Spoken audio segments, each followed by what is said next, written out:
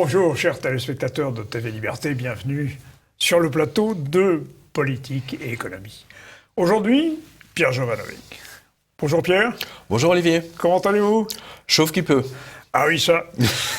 Mais c'est pas vous qui le dites. C'est pas moi qui le dis. C'est un certain nombre de puissants dont nous allons étudier le destin. Chauve qui peut avec les méga récessions qui arrivent. Manifestement, oui. Voilà, parce que là, il y a une articulation. J'en ai parlé lors de l'émission du 3 janvier avec Pierre Bergeron.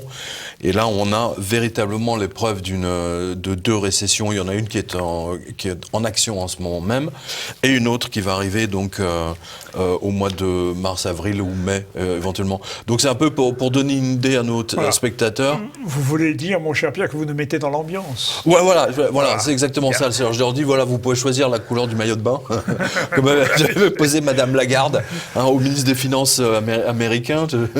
Il y a un tsunami qui arrive et vous nous prévenez en disant, choisissez votre maillot de bain, quoi. Voilà. Couleur noire de préférence.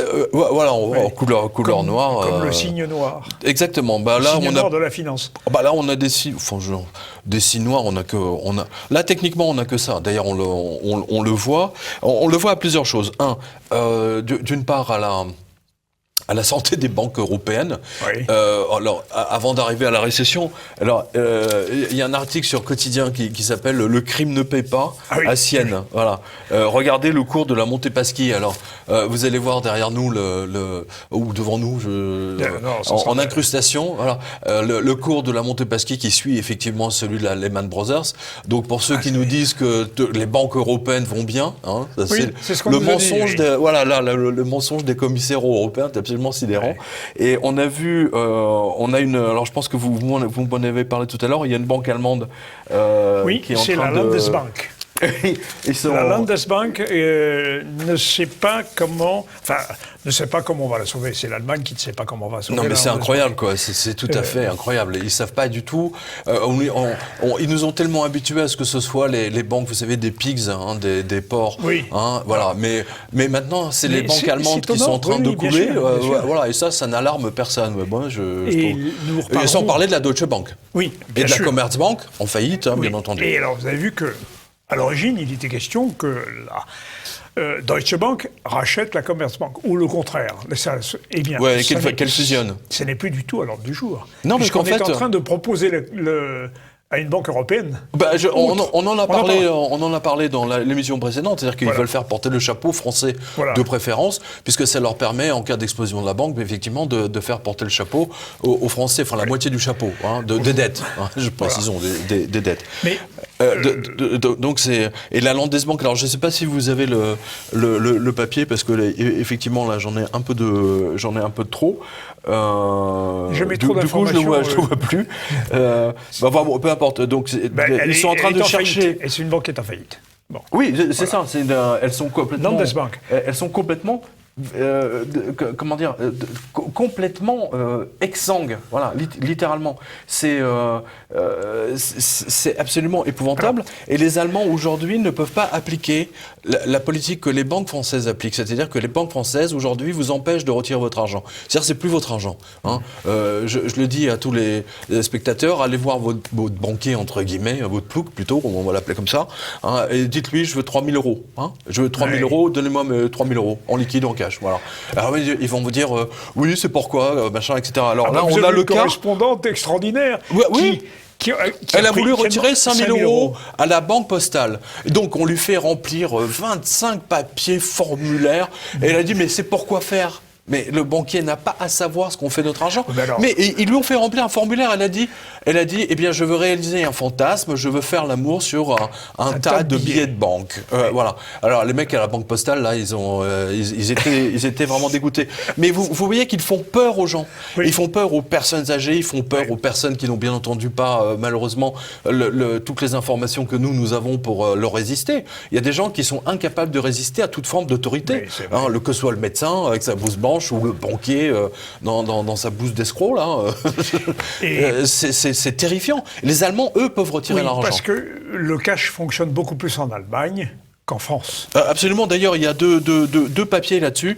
Il y a beaucoup de Français qui vont en Allemagne. Et ils sont complètement, ils sont tout à fait surpris qu'en fait, dans les restaurants, par exemple, si vous payez en liquide, vous avez tout de suite une réduction de 5%. En revanche, si vous payez avec une carte de crédit, quand ils acceptent, c'est rarissime dans les restaurants allemands, c'est 5% plus cher. Voilà. La machine a un coût pour le restaurateur, de toute façon. Et regardez bien ce que notre lecteur, Monsieur Müller, Herr Müller, il dit, effectivement, les Allemands ont toujours plein de pièces dans leur bourse. Des pièces de 1 centime, 5 centimes, etc. Chez eux, donc en Allemagne, il va être difficile d'abandonner le cash. Eh bien, regardez bien, il y a une information qui vient de sortir. Alors, c'est en Belgique. Ils veulent supprimer... c'est vous qui l'avez, je pense. Non, ils veulent supprimer les pièces de 1 centime, de 2 centimes, et forcer tout le monde, effectivement, à arrondir tous les prix, alors ça c'est le prétexte, à arrondir tous les prix aux 5 centimes supérieurs. Bon, voilà. Alors ça c'est le prétexte, parce que comme une majorité des paiements se font en carte bleue, je vois pas pourquoi on devrait augmenter, arrondir à 5 centimes de plus, c'est grotesque. Mais là aussi, vous devez mettre ça en parallèle. C'est-à-dire que dans le Parisien de hier, je crois, le Parisien, le journal à la botte de Macron, précisons, parce que j'ai vu les unes du Parisien, c'est devenu un torchon là aussi. L'article du Parisien propose la suppression de l'argent liquide pour éviter la fraude fiscale. C'est merveilleux. Les gens de Google envoient des milliards aux Bermudes, mais alors là, il n'y a pas de loi de proposition pour supprimer l'argent liquide. C'est extraordinaire. Ils s'en prennent toujours aux Français, aux petits, aux classes moyennes, etc.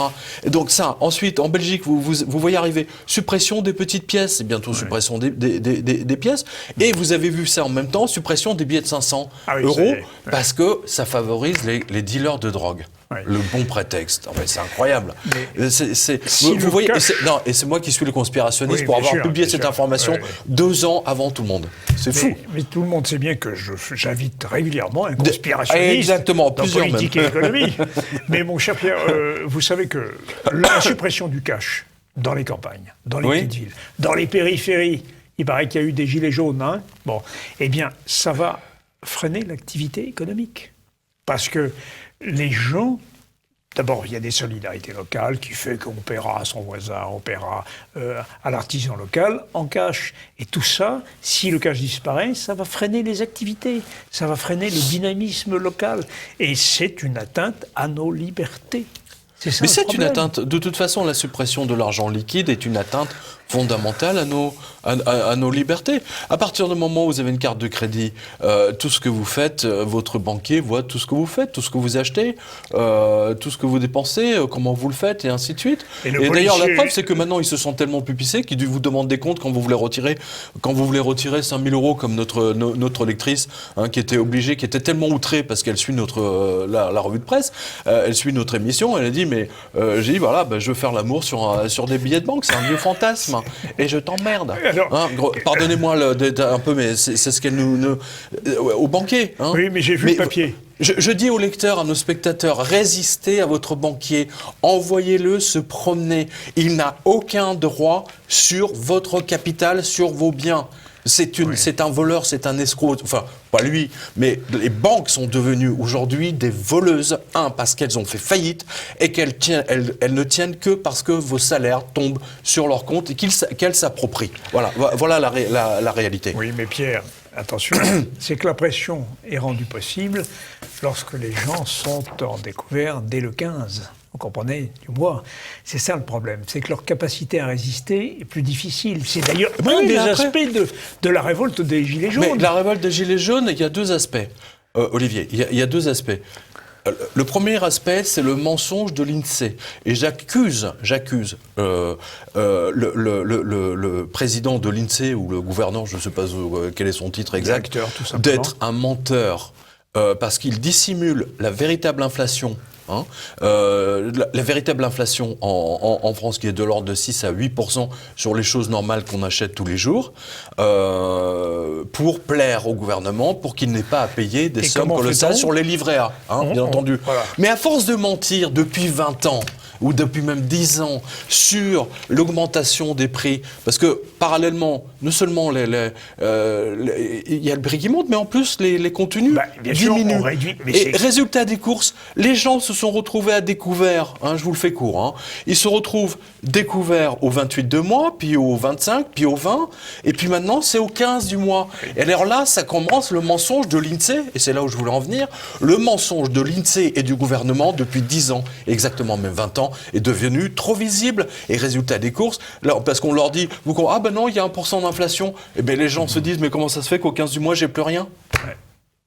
Et vous voyez, c'est la République du mensonge. Et c'est d'autant plus important de nier l'inflation qu'on n'augmente pas les salaires et les pensions. Moi, je voudrais qu'on mette les images. Il y a un retraité qui s'est retrouvé face à Édouard Philippe et il lui a dit, mais monsieur, mais moi, comment je fais ? Je suis à la retraite, je gagne 700 €. J'ai 700 € de retraite, je suis obligé de faire des ménages. Et Édouard Philippe, ce pathétique crétin, qu'est-ce qu'il lui répond ? Venez aux doléances. On a fait plein de débats, 700 € de retraite, on va 700 faire € de 6 000 retraite. débats et ça va être extraordinaire. Et moi je fais 8 heures par jour, 700 € de retraite. Ouais. Et vous, combien?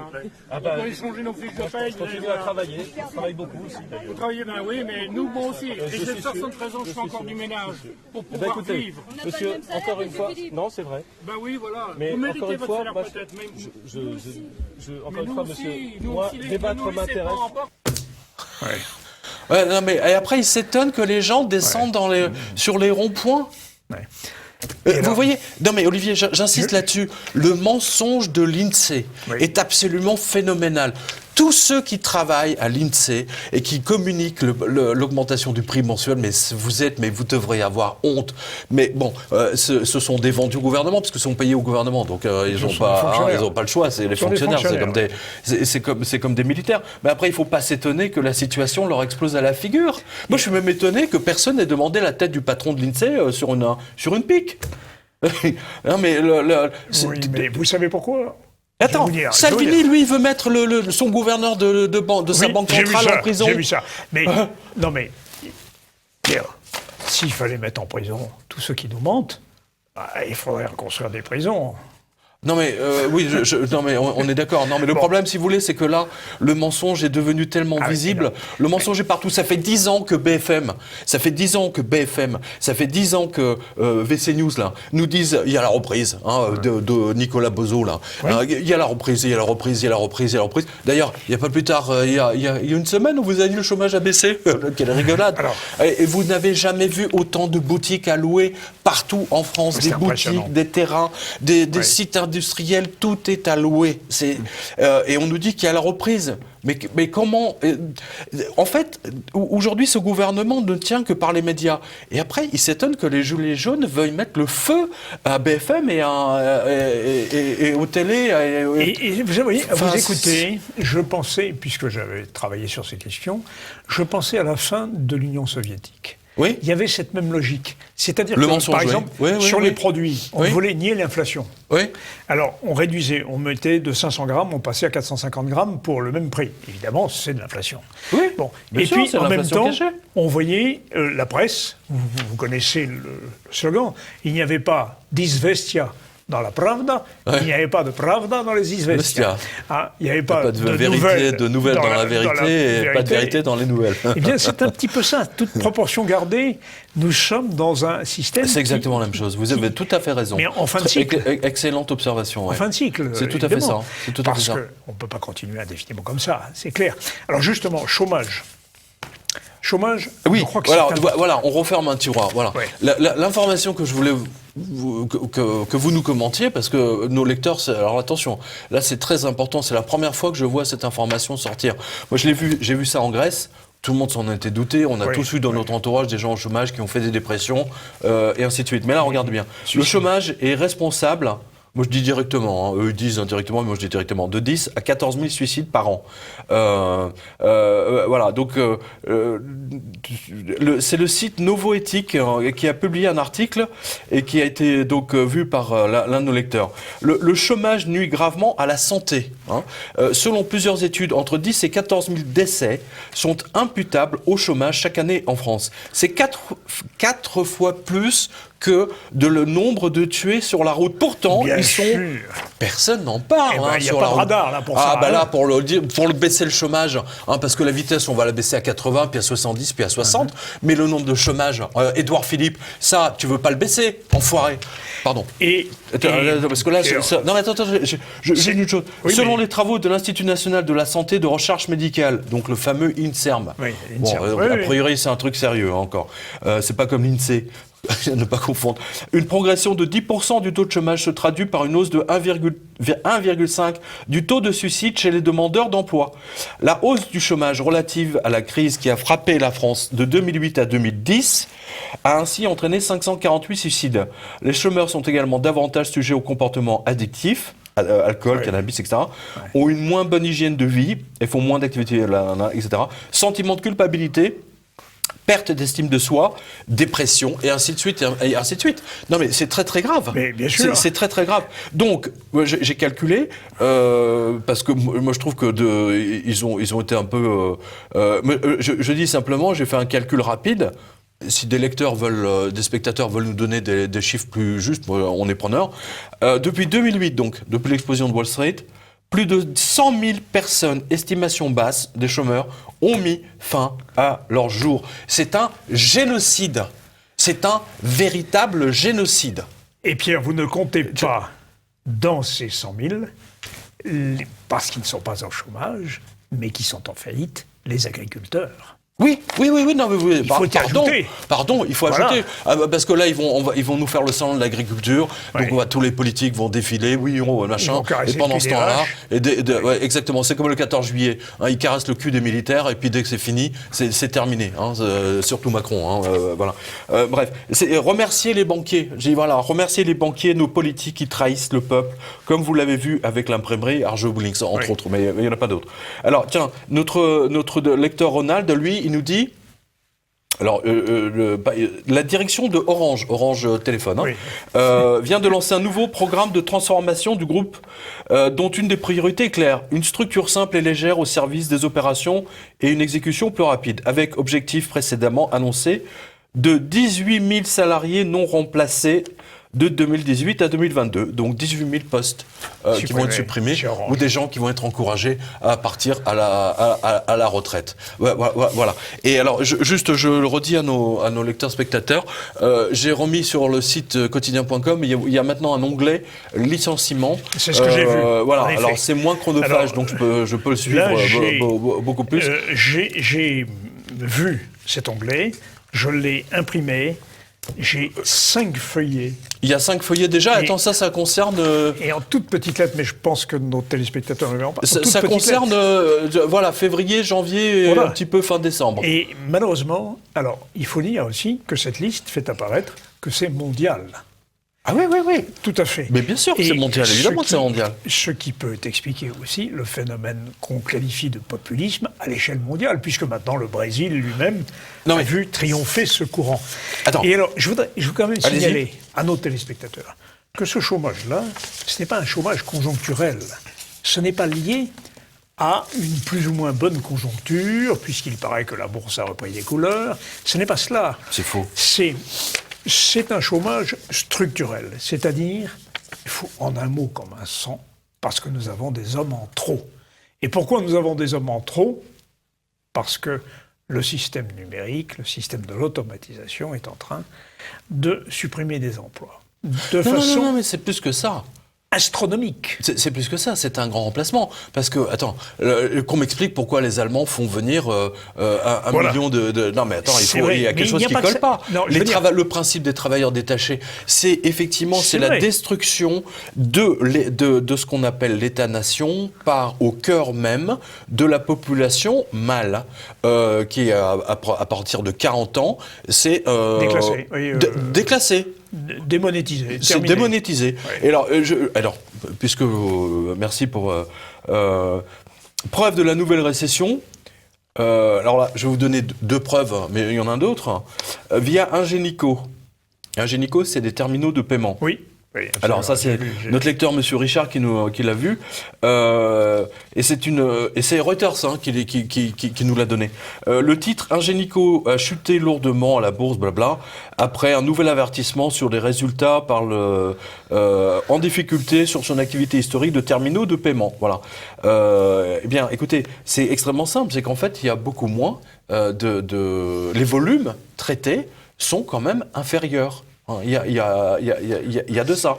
Et alors ensuite... c'est pas les terminaux de paiement, c'est les terminés de payer. Oui, c'est terminé de payer, voilà. Et ensuite, alors la première récession vient d'arriver, donc la preuve par Audi, VW, Ford. Oui.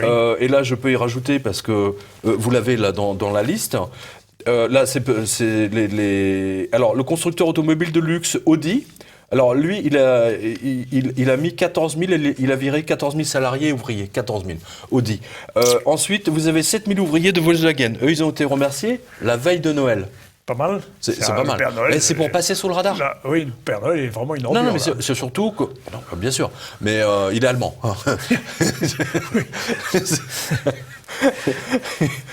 Ensuite, vous avez le géant des télécoms Verizon. Il a licencié 800 journalistes de tout son département de médias, etc. Là, j'ai vu Land Rover, vous l'avez dans Land Rover, qui, alors je crois, je vous donne de tête, 2000, mais vous vérifierez sur la liste.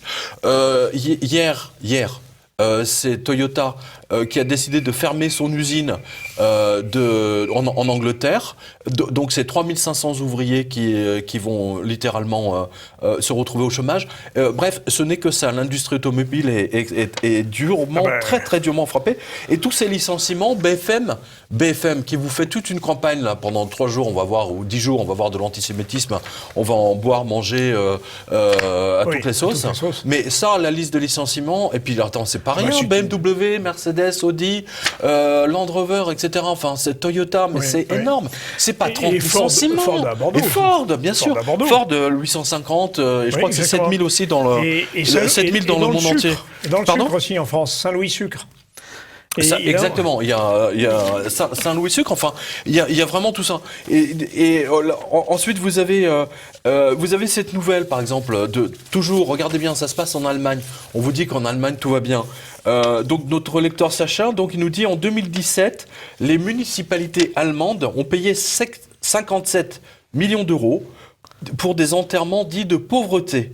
Qu'est-ce que cela dit d'un pays où les citoyens n'ont plus assez d'argent pour enterrer dignement leurs proches décédés ? Ouais. Et je réponds à notre lecteur, moi ça me rappelle effectivement la crise qui avait violemment frappé les États-Unis en 2010 après l'explosion de Wall Street.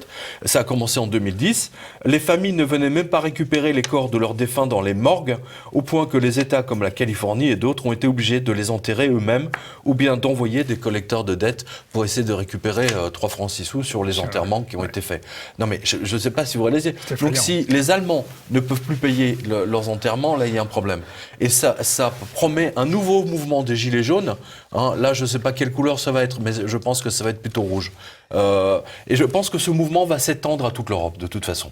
Là, c'est très net. La récession, elle est absolument phénoménale et elle va frapper. Tenez, tiens, je vous donne un autre exemple très intéressant. Harley-Davidson. Oui. En 2008, Harley-Davidson a été sauvé de la faillite par la Fed, qui lui a imprimé des centaines de millions à taux zéro. Voilà.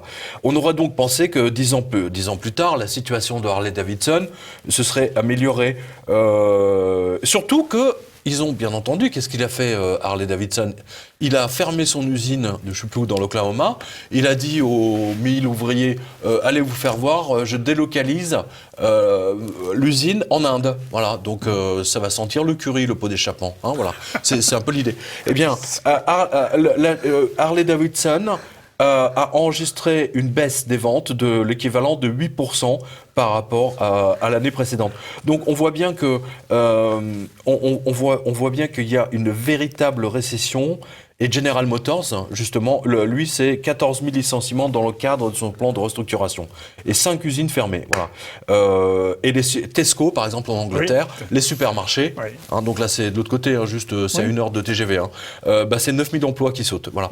Donc, voilà, autant de suicides de plus, C'est un génocide économique auquel on assiste. Hein. On referme le tiroir des suicides. Donc, moi, je dis à tous nos spectateurs qui sont malheureusement au chômage, j'envoie nos signatures qui viennent. Voilà. Je dis, voilà, si vous faites une dépression, ne portez pas cette culpabilité, ne vous rendez pas coupable. Ce n'est pas de votre faute. C'est un crime organisé par les banquiers et seuls les banquiers sont responsables de ce génocide gigantesque. Mais M. Édouard Philippe vous dit non, alors que là, je veux dire, les accidents de la route sont bien, hein, ça fait bien maintenant. Mais il faut baisser parce que ça coûte trop cher. Non, mais ils sont fous alliés. Oui, on est dans la République du mensonge là. C'est le mensonge absolu à tous les étages. Et pour bien dissimuler la crise économique, hein, la seule arme qu'ils utilisent, on en a a antisémite. Voilà. Oui, ça, c'est antisémite, j'en ai parlé avec Pierre Bergeron le 3 janvier. C'est la diversion par excellence. Et voilà, le 3 janvier. Même s'il est clair que... antisémite. Mais bien sûr. Voilà, il faut détourner l'attention. Oui. Hein, vous parlez d'économie, antisémite. Oui. Vous parlez chômage, antisémite. Oui, bien sûr. Non, mais c'est génial. Mais quel rapport? On pourrait se demander. Non, mais ça détourne l'attention. Hein, mais vous évoquiez tout à l'heure le grand remplacement. Oui. Mais savez-vous que Finkielkraut, lorsqu'il a commenté l'incident en question, quand il s'est fait insulter par un islamiste, l'islamiste a dit, voilà, la France est à nous, dit ce oui. Et Finkielkraut dit, eh ben voilà, ça c'est le grand remplacement. Il l'a dit, hein.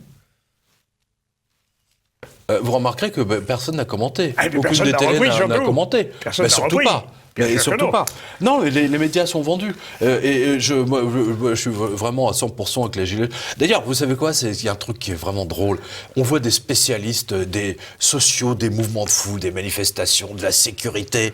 Et les mecs sont là. Mais attends, ces mecs, ils n'ont jamais eu le courage d'aller avec les gilets jaunes, de couvrir des manifestations, etc. Mais ils se feraient lyncher. Ils ne sont pas allés sur les ronds-points. Ils sont pas allés sur les ronds-points.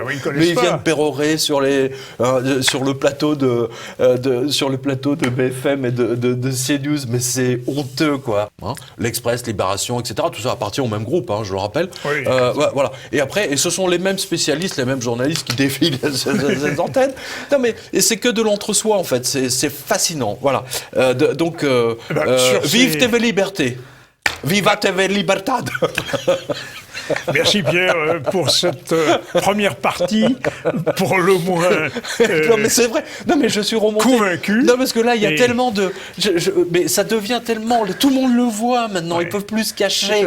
Ils mentent 24 heures sur 24 les mecs. Mais c'est dingue. 24 heures sur 24 le mensonge de BFM, c'est fabuleux quoi. Mais pas seulement les. Il n'y a pas que ça. France 2 pareil, TF1 pareil. Vous savez ce que c'est qu'un conseiller en communication? C'est un conseiller en mensonge. Non mais c'est tellement drôle. Mais maintenant, c'est drôle quand même, quelque part. C'est visible. C'est visible. C'est visible, oui. De même que les gilets jaunes sont devenus visibles.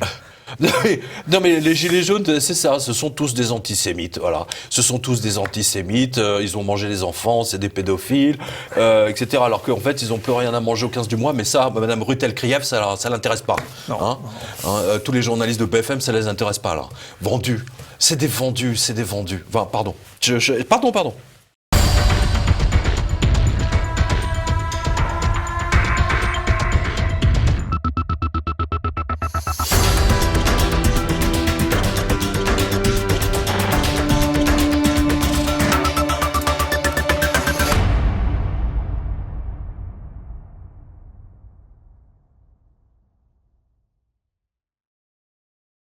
Alors, chers amis, après cette partie agitée, convaincue, mais justifiée, mon cher Pierre, nous allons continuer, comme je le disais, pour aller jeter un petit coup d'œil chez nos voisins, parce que les élections européennes vont venir, et nous sommes intéressés... Si c'est de l'Italie, on a le droit d'en parler.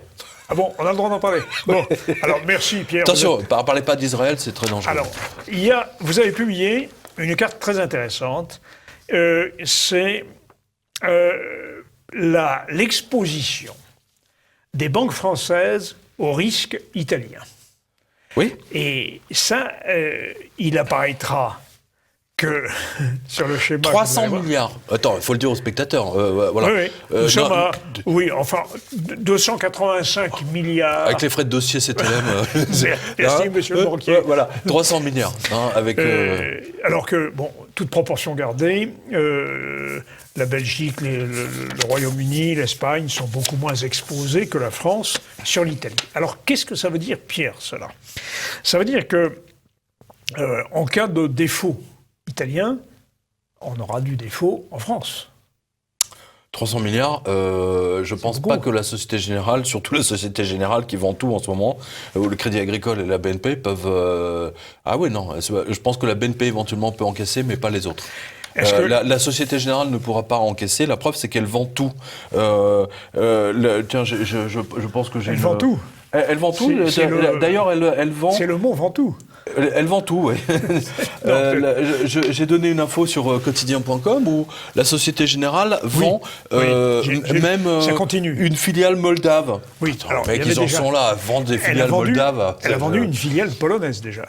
Oui, mais attends, moldave, albanaise, attends, c'est des micro trucs, quoi. C'est pas ça qui va remonter leur tier 1, enfin leur réserve fractionnelle, on va dire ça comme ça. C'est pas bon signe. Ah non, c'est pas bon signe du tout. La Société Générale se porte très mal. Monsieur Oudéa a beaucoup de soucis en ce moment. Il doit pas bien dormir, Monsieur Oudéa. Mais peut-être dort-il bien, parce que je l'ai entendu sur une radio périphérique qui disait que les choses se présentaient bien.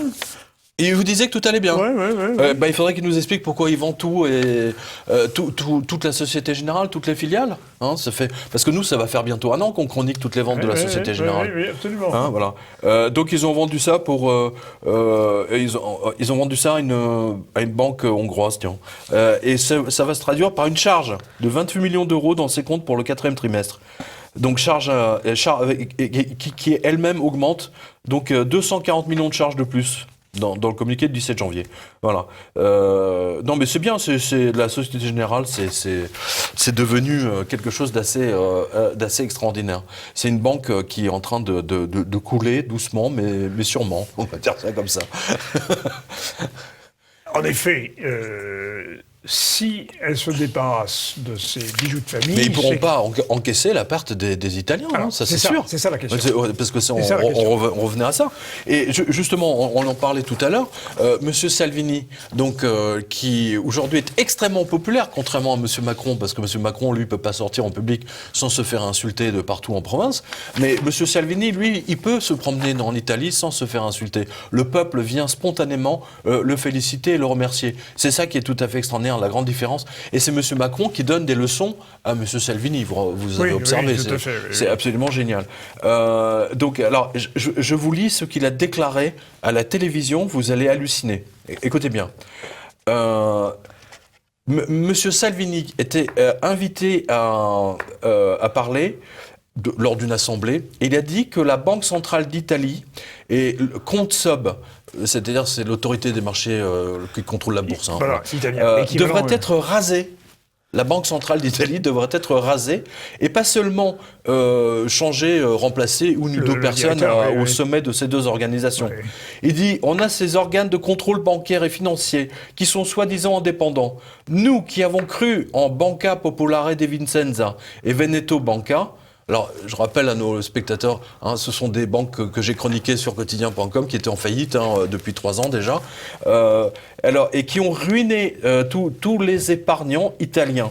Voilà. Mais l'indépendance de ces organismes ne veut pas dire irresponsable. Si vous ne faites pas le travail pour lequel vous êtes payé, vous devez payer civilement et criminellement jusqu'au bout, a-t-il ajouté. Voilà. Attendez, c'est extraordinaire. C'est la première fois que je vois un homme politique. J'ai l'impression de m'entendre, entre guillemets. Oui. Non, mais de dire d'envoyer tous les banquiers en prison. Ben oui. Ces autorités de contrôle ne contrôlent rien. Voilà. Elles ne contrôlent rien du tout, en particulier en France. Vous savez combien gagne le président de l'autorité des marchés financiers? Oui, ça porte un autre nom. C'est quasiment, c'est 300 000 euros par an. Autrefois, c'était la COB, la Commission des 300 000 euros par an. Et maintenant, c'est l'autorité des marchés financiers. Il y a l'image derrière, on peut le montrer. Ceux qui gagnent c'est hallucinant. Et tout ça pour rien, pour un travail tellement peu... Enfin bon, passons. Le fait est que cette autorité italienne a failli, malgré tout, puisqu'elle n'a pas mis bien en sûr. garde la Mais regardez toutes Montepaschi, les par banques. exemple. La Montepaschi est le meilleur exemple. Attendez, est-ce que vous réalisez que la Montepaschi, elle a un levier? C'est-à-dire, demain, le patron de la Montepaschi dit, il apparaît devant à la télévision italienne et dit, s'il veut faire sauter, par exemple, le gouvernement Salvini, il va dire, voilà, moi je mets ma banque en faillite. Comme vous avez dit que vous ne sauverez pas les banquiers, eh bien, c'est toutes les économies des épargnants qui vont passer à l'as. Vous voyez le chantage que font les banquiers sur les politiques Bien maintenant? sûr, C'est absolument... je comprends. Mais là, pour Salvini, lui, tout ce qu'il peut faire, c'est nationaliser la banque et jeter tous les banquiers de la Montepaschi en prison. Et d'ailleurs, pas que celle-là, hein, parce que toutes les autres banques italiennes ont trempé. Hein, je renvoie à nouveau nos spectateurs, pour ceux qui n'ont pas vu mon enquête à Sienne, justement, sur le meurtre dans la banque même. Alors, c'est énorme. Mais il y a du nouveau quand même, non? Parce que un certain nombre de dirigeants ont admis qu'il était mort, non pas dans la rue, parce qu'on a acheté son cadavre, il était dans la rue, et qu'il est mort dans la banque.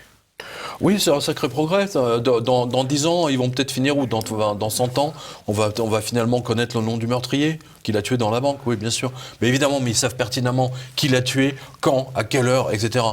Sur les caméras de surveillance, il nous manque 10 minutes. Il y a 10 minutes qui ont été enlevées. Hein, et comme par hasard, toutes les caméras de surveillance dans la banque même, sont tombées en panne ce jour-là. C'est curieux. Et l'autorité judiciaire n'a rien fait, là? Non, ils ont dit qu'il s'était endormi à côté d'une tronçonneuse qui s'est mise en marche. On ne comprend pas. Il faut qu'on interroge le fabricant de cette tronçonneuse. Et on s'interroge aussi pour savoir ce que faisait une tronçonneuse dans une banque. Non, moi ça m'a une tronçonneuse dans une banque. Non, mais ça me surprend pas. Pour ouvrir les coffres, non? C'est une erreur, là. Non, c'est pour découper les pertes en tranches. Voilà. Mais... Alors, il y a d'autres... tiens, puisqu'on parle d'escroquerie bancaire, pendant... Oui. Alors là, cette fois-ci, c'est la Standard Chartered. Ah oui, alors Standard Chartered. Vous avez vu? Oui. Prise à main dans le sac, en train de truander. Le marché des devises. Voilà, c'est ça. Voilà, le marché des devises, bien entendu, à leur avantage. Et alors, attendez, c'est pas fini, parce que je vous épargne. Et alors, c'est drôle, parce que le patron de la Standard Chartered, aujourd'hui, c'était le patron de Blight Masters. Ah oui. Voilà, oui. il a pris la... mais il a quand même... Et regardez bien, bien entendu, toute cette période, c'est bien entendu 2007 jusqu'en 2013. Et donc, les mecs, ils en ont eu marre de se faire arnaquer par la Standard Chartered, quoi. Ouais. Et alors, c'est pas les seuls, hein. Ils se sont pris donc une amende de 40 millions de dollars. Hein. Et il y a d'autres banques qui sont incriminées dans ce scandale, dans cette escroquerie sur le marché des devises, parce qu'ils ont truandé le cours des devises à leur avantage, oui, bien sûr. Oui. Et à votre désavantage, par exemple. Vous partiez, par exemple, en vacances, on dit tiens, je pars en vacances, je sais pas moi, en Russie, j'ai besoin de roubles. Là, ils vous massacraient, quoi. Ils abaissaient le cours du rouble en leur faveur, bien entendu. Alors donc, dans ce cartel de mafieux bancaires, vous retrouvez bien entendu la Barclays Bank, BNP, évidemment, Crédit Suisse, Deutsche Bank, évidemment, et le roi de tout, le plus grand escroc de toutes les banques, le parrain absolu du cartel bancaire, Goldman Sachs, bien sûr. Bien sûr, voilà. Non, mais c'est incroyable, incroyable. Mais vous n'avez pas vu un seul membre du gouvernement qui a parlé de la dette. Ils n'osent pas parler de la dette. Évidemment. Ils n'osent pas parler, ils n'osent même pas dire que leurs partis politiques sont endettés auprès des banques. C'est ce qui est le cas du Parti Socialiste, qui est le cas de l'UMP, par exemple, des Républicains. Ils ont un découvert, je crois, je sais plus, je crois qu'ils sont à découvert de 5 ou 6 millions d'euros. La banque, pour leur dire, monsieur les Républicains, je vous interdis de checker, demain, c'est fini, vous n'existez plus. Et ça fait un scandale absolument, non. Donc il dit, nous on maintient votre découvert, mais vous votez les lois que nous on veut. Voilà. Oui, c'est ça. C'est tout simple. Et d'un autre côté, on voit bien que le FMI et les banques font aussi pression sur l'État de la même façon. La dette, c'est un formidable levier de pouvoir. Olivier, c'est un levier de pouvoir. Regardez bien. Vous vous souvenez, on avait donné l'information depuis un an déjà que la Banque centrale quand la Banque Centrale Européenne a vu que Salvini avait gagné, et Di Maio, qu'ils avaient gagné les élections, ils ont dit, bon, puisque c'est comme ça, on arrête notre fausse monnaie au 31 décembre 2018. Oui. Vous vous souvenez de ça? Oui, c'était prévu. Alors, ils ont effectivement annoncé. annoncé. Alors tout le monde s'attendait à ce que personne ne veuille acheter la dette de l'Italie, de l'Espagne, du Portugal, mais pas du tout. Les mecs, comme ils savent que ça va exploser à un moment donné ou à un autre, ils se sont précipités sur la dette. Donc ils ont acheté la dette italienne, tous les investisseurs là, le Portugal, l'Espagne, les fameux des pigs, les fameux ports, etc. Donc ils ont trouvé, et c'est Bloomberg qui était extraordinairement surpris que les pigs puissent trouver des acheteurs pour leurs bons du Trésor. Vous vous rendez compte? Voilà. Donc il dit, les sovereign bonds offering from Italy, Spain, Portugal, this month have all drawn unprecedented bidding for a total of 106 billion euros, 120 milliards de dollars, une hausse de 14% par rapport à l'année dernière. Et ce sont les Asiatiques qui ont acheté aussi. Incroyable. Comment expliquez-vous cet attrait pour les bons du Trésor italiens? Mais parce qu'on est auto-négatif. Donc ils ont le bon du trésor d'un peuple comme l'Italie, comme la France, c'est parfaitement génial parce que c'est le peuple qui garantit. Voilà. Oui, c'est le peuple qui garantit. Fiscalité. Donc les mecs, attends, je vous prends un exemple et j'ouvre un tiroir, si vous permettez. Vous avez vu que M. François Hollande, l'ennemi de la finance. Oui. Vous vous souvenez? La finance, c'est mon ennemi. La finance est mon ennemi. Par qui est-il financé aujourd'hui, monsieur l'ennemi de la finance, Hollande? Par un des plus gros hedge funds américains, le roi de la finance absolue, Allianz. L'assureur allemand, allemand, Deutsche, ich spreche Deutsch, voilà, allemand, Allianz, qui possède le plus grand hedge fund mondial, qui s'appelle PIMCO, qui est basé à Long Beach et qui fait la pluie, enfin du moins qui a fait la pluie et le beau temps sur le marché, devinez de quoi? Évidemment, des bons du trésor de tous les pays. Voilà. Et donc, c'est M. Hollande a été choisi par Allianz PIMCO, M. Hollande, ennemi de la finance c'est mon ennemi, qui est financé par les hedge funds dont il est l'ennemi. Mais quel foutage de tête quand même, c'est incroyable. Et ça continue. Et après, il s'étonne que les gens se révoltent. Mais c'est normal. Mais c'est normal face à des menteurs, à des vendus, pareil. Mais c'est incroyable, quoi. Mais c'est incroyable. Moi, je rappelle que PIMCO était piloté par deux grands spécialistes des bons souverains, des bonds, des bonds. Voilà. Il y avait Monsieur Bill Gross. T-bonds.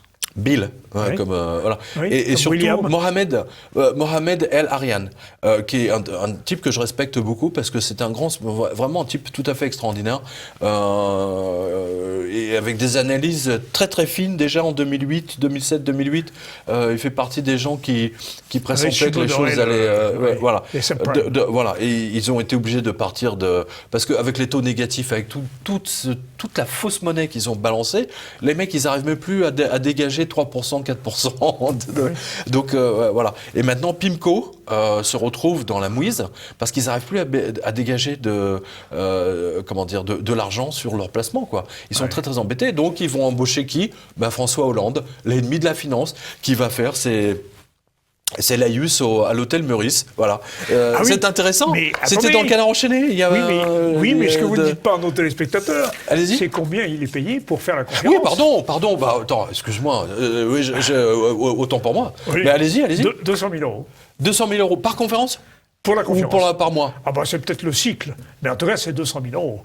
Moi, vous savez, je peux vous faire des conférences sur et vous aussi. Je pense que vous allez en faire bientôt, des conférences, d'ailleurs. oui. Mais sur la monnaie et la finance, je peux. Oui. Enfin, c'est quand même... Mais en plus, Hollande, il est nul en économie, on l'a vu. Mais il l'a vu, il a jamais vu. Il a toujours cru... Je vous donne un exemple, il a cru le patron de la pub de TF1. Le patron de la pub de TF1 est venu le voir, il était à sa deuxième année de président de la République, ou troisième année, et le patron de la pub de TF1 lui dit « Ah, c'est formidable, il y a une reprise, c'est génial, je vois tous les budgets qui arrivent. Donc ça veut dire qu'il y a une reprise, tout va bien. » Et donc, qu'est-ce qu'il fait ? ce crétin de Hollande. Il dit, oui, le chômage va s'inverser, il y a une reprise, etc. Voilà comment il prenait ses conseils. Ouais. Voilà, ça c'est François Hollande. C'est extraordinaire. C'est extraordinaire. Mais le fait de revenir le démange. Et il dit qu'il serait bien, il se verrait bien il se voit bien comme l'homme providentiel. Sarkozy aussi, ils se voient tous comme hommes providentiels.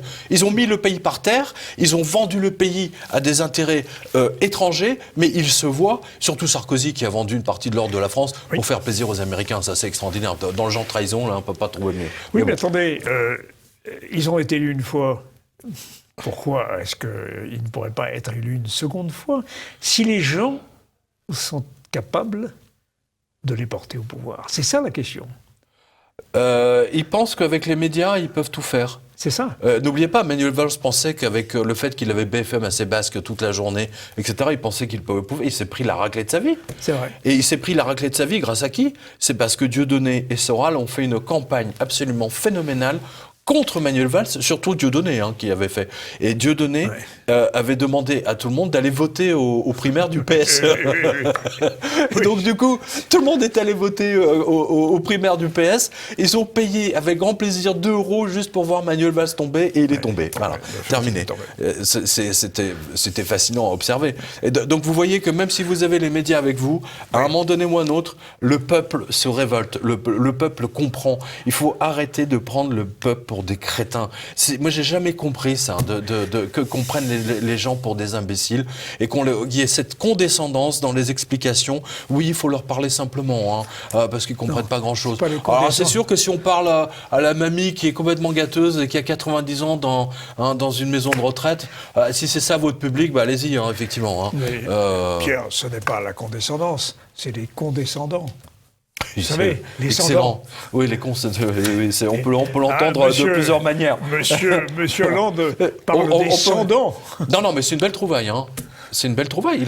C'est une belle trouvaille, les cendants. Oui, c'est épouvantable. Enfin. Ah, mais c'est épouvantable, mais c'est très juste. C'est ce que Parce disait. Que de fait. J'ai lu le livre de Valérie Trierweiler. Il était parfaitement au courant. Non, mais vous savez, je lis tout. Valérie Trierweiler explique dans son livre que Manuel Valls étaient venus dîner chez eux, dans le 15e, et qu'ils étaient au courant que Cahuzac avait son compte en Suisse, etc. Et ce n'est que 3 ou 4 mois plus tard, ils ont fait semblant de « Ah on ne savait pas, etc. Il nous a menti. Ils le savaient déjà, quoi. Oui, bien sûr. Ce sont des menteurs. Alors, mais ceci va leur exploser à la figure. Si ce n'est pas maintenant, si ce n'est pas demain, après-demain, ça va leur exploser à la figure. Et je le dis aux journalistes de BFM, vos histoires d'antisionisme, là, ça marche pas. Le peuple va venir mettre le feu à votre chaîne de télé. Et les compagnies de CRS ne pourront pas vous protéger. C'est inévitable, je le vois. Vous savez, dans un autre registre, à cette même tribune, Alain de Benoît, philosophe, nous disait que les Gilets jaunes, c'était une répétition générale. Oui, allez-y. Eh bien voilà, c'est ce que vous dites. Nous attendons la répétition générale en attendant, évidemment, la grande explosion, si, et seulement si, Macron ne trouve pas les solutions. Mais il ne les trouvera pas. Pour une raison très simple. C'est que, en réalité, dès le départ, il aurait pu prendre des mesures. Or, il n'a pris aucune disposition. Il a utilisé la violence et la force, comme jamais. Oui. Comme jamais. Jamais. On aimerait bien, d'ailleurs, que les séditions en banlieue et que les Black Blocs et autres nuits debout fussent traités de la même façon que les Gilets jaunes. Et ils n'ont pas été de la même façon. Là, il y a désormais, me semble-t-il, sur le quinquennat de M. Macron, une tâche ineffaçable. Et c'est d'ailleurs une tache de sang. C'est une tache bien sûr. Ce sont des taches de sang. Cela étant, pour revenir à notre sujet... Monsieur Castaner ne l'emportera pas au paradis, ça c'est clair. Parce que M. Castaner ne restera pas ministre de l'Intérieur toute sa vie. Il va revenir aussi vite que Manuel Valls, là, tous ces gens ont la grosse tête parce qu'ils ont pas un pont, etc.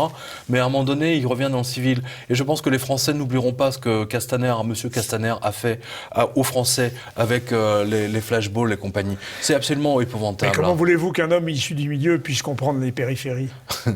C'est bien, c'est très pertinent, c'est très très pertinent. Pardon. C'est très bien vu. Alors tiens, justement, puisqu'on est dans la mafia et dans le milieu marseillais, parlons d'un autre mafieux, Monsieur Mario Draghi. Il a expliqué donc qu'il arrête sa planche à billets au 31 décembre 2018. On en a parlé tout à l'heure. Oui. Mais en fait, bon, alors ça, c'est Philippe Herrlin qui il a dit. Alors Philippe Herrlin, il dit que ça continue à tourner, mais derrière les rideaux. Il dit le bilan de la Banque centrale européenne vient d'atteindre un nouveau sommet historique à 4 705 milliards d'euros, Exact. soit 42% du PIB exact. de la zone euro.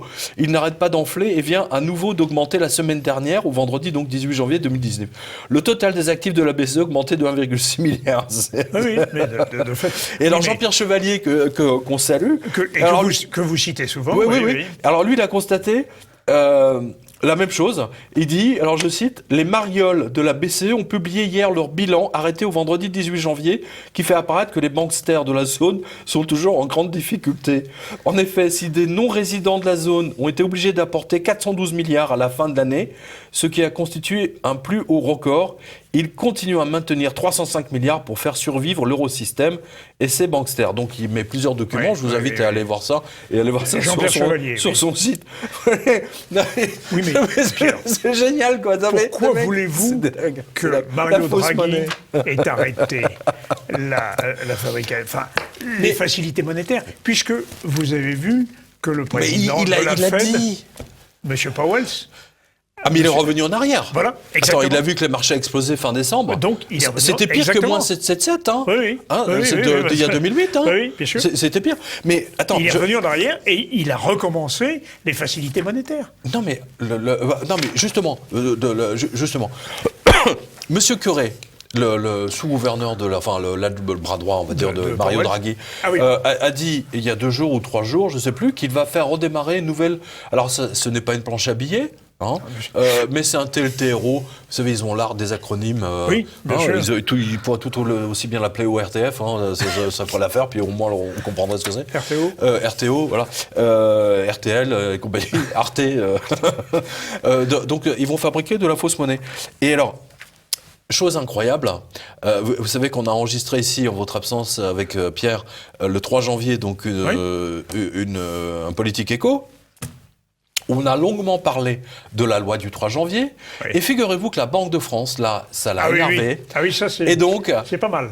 Elle a fait une réponse officielle à notre émission. Oui. Alors ça, c'est tout à fait extraordinaire. Alors, donc, je dis voilà, la Banque de France, voilà, elle a attendu la mi-février pour réagir à la revue de presse faite le 3 janvier. Donc, pour vous dire à quel point ils sont lents quand même. Ils sont vraiment lents. Mais bon, c'est un peu, vous savez, c'est que les banques, c'est comme les dinosaures. C'est-à-dire que vous leur marchez sur la queue, il se passe 1 mois et demi avant que ça arrive à la cervelle, quoi. Donc, alors, ils ont publié un communiqué. Mais ils n'ont pas osé mettre le nom de l'attaché de presse, genre personne à contacter, etc. Voilà. Et encore moins à répondre point par point, à mes arguments, ou bien à ceux de Pierre-Yves Rougeron, qui est auteur du livre L'enquête sur la loi du 3 janvier. Voilà.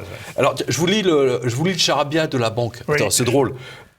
Une rumeur persistante, j'adore. Une rumeur persistante. C'est pas mal, oui. Pas mal. Ça me fait penser au tableau de Lénine. Cette apparition persistante de Lénine sur un piano. Voilà. Affirme que la loi du 3 janvier 73 sur la Banque de France aurait interdit les prêts directs de la Banque de France à l'État, les avances du Trésor. Faute de pouvoir financer les déficits publics par la Banque de France, le Trésor aurait alors été contraint de recourir au marché financier, aggravant ainsi le coût de la dette publique. D'accord. Voilà, alors je dis, cher spectateur, mon cher Olivier, vous avez vu, la dette de la France n'est qu'une rumeur. On revient toujours à la même chose. Voilà, c'est extraordinaire. Alors là, je demande, c'est une demande officielle à la Banque de France. Que j'adresse à Messire Villeroy de Gallo. Oui. Au Gallo. Oui. Expliquez-nous, monsieur Villeroy de Gallo, expliquez-nous pourquoi les Français ne peuvent plus acheter eux-mêmes des bons du Trésor de la France dans leurs banques. Pourquoi seules les banques et grandes assurances peuvent en acheter, et majoritairement étrangères. Et surtout, pourquoi le service de la dette est devenu, depuis 1973, l'un des plus importants postes de l'État. Et surtout, pourquoi avoir retiré 1 trilliard d'euros en intérêts au bas de laine des Français pour ne favoriser que le porte-monnaie des Américains et des Japonais qui possèdent 30% des bons du Trésor à moyen terme de la France. Ah oui aussi, Monsieur Villeroy de Gallo, pourquoi avoir laissé la JP Morgan mettre la main sur les stocks d'or de la France pour en faire des ETF, alors que les ETF sont une escroquerie à la base. Alors, ETF, dites. C'est un papier qui est garanti sur un lingot d'or, mais que les gens n'ont pas. Voilà. Donc ils se vendent du papier. C'est ce que fait la Banque Rothschild, par exemple. Circuler, elle vous vend des. On titrise. Elle n'achète pas. Exactement. C'est une titrisation d'un lingot d'or. Voilà. Et aujourd'hui, on sait pertinemment que pour un lingot, vous avez 500 ou 600 certificats. Donc c'est une escroquerie majeure. Voilà. Et enfin, Monsieur Villeroy de Gallo. Pourquoi avoir accepté Madame Goulard en tant que sous-gouverneur de la Banque de France, alors que les militaires de la DGSE ont demandé sa tête, la soupçonnant depuis longtemps être payée par la CIA, payée par une obscure ONG. Une ONG, c'est quoi son truc Organisation non gouvernementale. Oui, pour les droits de l'homme, je sais pas, mais il l'a payé 2 000 € ou 3 000 € par mois, enfin un truc de ouf, quoi. 3 000 €. Voilà, donc voilà, Monsieur Villeroy de Gallo, voilà, je vous pose ces questions. J'espère que vous aurez le courage, parce que vous êtes aristocrate, donc je vous rappelle que les aristocrates étaient les seuls à l'époque à avoir l'autorisation de porter une arme et de défendre les Français. Mais vous, j'ai l'impression que vous ne défendez pas vraiment les Français. D'ailleurs, vous n'avez plus tellement de pouvoir. Mais vous êtes le bienvenu sur ce plateau pour venir nous en parler, et surtout si vous répondez à ces questions, ne pas tourner autour, comme les énarques savent si bien le faire. Et j'ajouterais pour terminer, dites-nous, que le service de la dette est devenu l'un des plus importants postes de l'État. Dites-vous, Pierre. Oui. Eh bien, mais je crois que c'est le numéro 2. Il est pour 42 milliards. 42 milliards, c'est énorme. C'est colossal. C'est, si vous voulez, par rapport au budget de l'éducation nationale, qui est le premier poste, c'est pratiquement les 2 tiers du budget de l'éducation nationale. Non, mais c'est énorme, c'est absolument énorme. C'est plus de la moitié de ce que l'État donnait aux collectivités locales au titre de la dotation globale de fonctionnement. Et voilà, vous avez mis la main dessus. Voilà. Et voilà pourquoi les maternités disparaissent. Voilà pourquoi les hôpitaux disparaissent, les casernes, les commissariats. 9 commissariats ont été fermés dans le 93, un peu partout dans la région parisienne. Est-ce que c'est normal de fermer des commissariats dans le 93, alors que la violence ne fait qu'augmenter ? Voilà, tous les services publics sont en train de disparaître. Et moi, je comprends pourquoi les Gilets jaunes, et je suis à 100% avec les Gilets, même si je suis parisien, donc, je suis à 100% avec eux, et d'ailleurs, ils le savent, parce que j'étais avec eux, j'ai couvert au moins 4 ou 5 manifestations. Vous savez quand même que, historiquement, c'est intéressant, vous avez dit « je suis parisien ». Vous savez, vu que la révolte des Gilets jaunes, pour la première fois dans l'histoire des révoltes en France, elle n'est pas parisienne. Ah bon ? Eh oui. La Fronde, la Commune, les sans-culottes, c'était toujours Paris. Oui. Et pour la première fois... Ça vient de l'extérieur. D'accord, ok, je vois ce que vous voulez dire. Pourquoi ? Parce que Paris, c'est l'oligarchie, parce que Paris, c'est l'interface avec les grandes métropoles mondiales, oui. Parce que Paris se fiche de son hinterland, comme on disait autrefois chez les géographes, c'est-à-dire de son arrière-pays, et de ses périphéries, dont je parlais tout à l'heure, et d'un certain monsieur qui était du milieu, qui ne pouvait pas comprendre les périphéries. Voilà, c'est ça. Mais, mais c'est nouveau, ça. Hein, quand je dis je suis parisien, c'est pour une raison très précise, c'est que nous... Personne n'est non, c'est parce que nous, à Paris, on a nos services publics qui sont tous à portée de main, voilà. Il y a transport. Mais dès qu'on va en province, mais c'est fini. Moi, j'ai un ami qui habite à côté enfin, il habite en Normandie, Bernay ou... Oui, Bernay, c'est dans l'Eure. Mais il est fou de rage. Sa poste a fermé. Oui. Tous les services sont publics. Maintenant, il est obligé de prendre la voiture pour aller encore plus loin. Et après, il s'étonne que les Français... Attends, avant, les services publics étaient tout près. Ils dépensaient pas d'essence. Ils faisaient peut-être 1 kilomètre pour y aller. Maintenant, ils en font 50. Et en plus, on veut les taxer sur le trajet pour y aller. Mais enfoiré de Macron, enfoiré d'En Marche, Édouard Philippe. Mais ce sont des gens déconnectés de la réalité. Mais ils sont déconnectés de la réalité. Ça va leur exploser à la figure. Tout est bon pour ne pas parler de la crise et de la dette. Mais vous savez... Moi, je vous donne 2 infos. Regardez bien. Parce que nous avons dépassé notre regardez temps, bien. L'Angleterre a décidé de ne pas rendre l'or du Venezuela. C'est extraordinaire. Moi, je dis, donc si l'or n'est pas chez vous, dans le jardin de vos parents, etc., il n'est pas à vous. Voilà. Donc ne le laissez pas dans le coffre de la banque. Parce que si y a un bank holiday, comme ils appellent ça, vous serez tricard comme les Grecs qui n'ont pas pu aller dans leur banque. Hein, interdiction d'y aller pendant 2 mois ou 3 mois, je ne me souviens plus.